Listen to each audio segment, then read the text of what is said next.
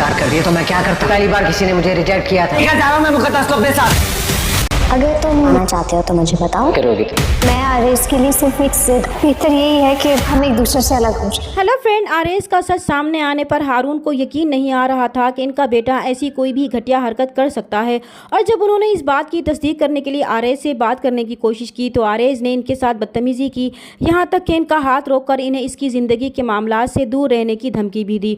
और हारून साहब अपने बेटे की इस बदतमीजी को बर्दाश्त नहीं कर पाए थे, जिसकी वजह से इन्हें अटैक हुआ और वो जान की बाजी हार गए थे। हारून साहब की इस तरह अचानक डेथ से आगा जी और माज बहुत परेशान थे कि आखिर ऐसा क्या हुआ कि हारून के दिल को ऐसा सदमा पहुंचा जो इनकी जान ही ले गया। आगा जी अपने बेटे की इस जवान मौत से बहुत गमज़दा थे।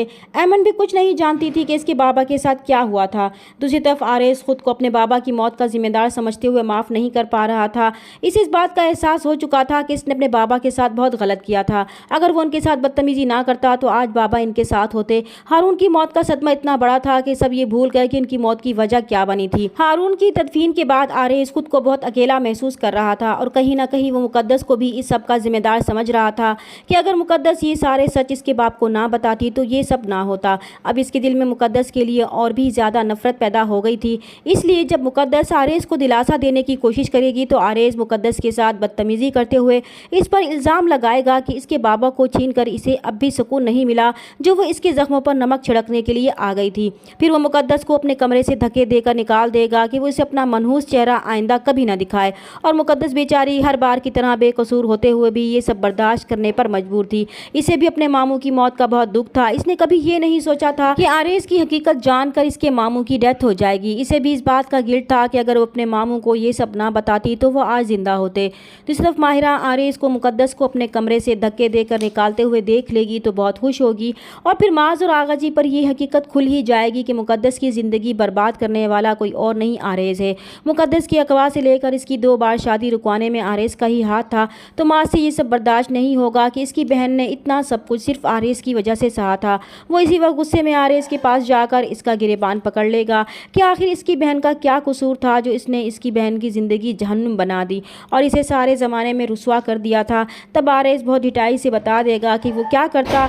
इसने मुकद्दस की तरफ दोस्ती का हाथ बढ़ाया मगर इसने इनकार कर दिया और ये इससे बर्दाश्त नहीं हुआ क्योंकि ज़िंदगी में पहली बार किसी ने इस तरह इसे रिजेक्ट किया था जो इससे बर्दाश्त नहीं हुआ और इसने ये ठान लिया था कि वो उसकी सज़ा इसे देकर रहेगा। और मास ये सब सुनकर और भी गुस्से में आ जाएगा कि बस अब बहुत हो गया, अब इसकी बहन ये सब नहीं सहेगी और वो उसे मज़ीद अपनी बहन की ज़िंदगी बर्बाद करने की इजाज़त नहीं दे सकता। इसलिए वो अब अपनी बहन को एक पल भी इस घर में बर्दाश्त नहीं कर सकता और फिर वो मुकद्दस को अपने साथ घर ले जाएगा। जबकि ऐमन इस सारी सूरत हाल से बहुत परेशान हो जाएगी। इसे भी यकीन नहीं आ रहा था कि आरएस इस हद तक गिर जाएगा।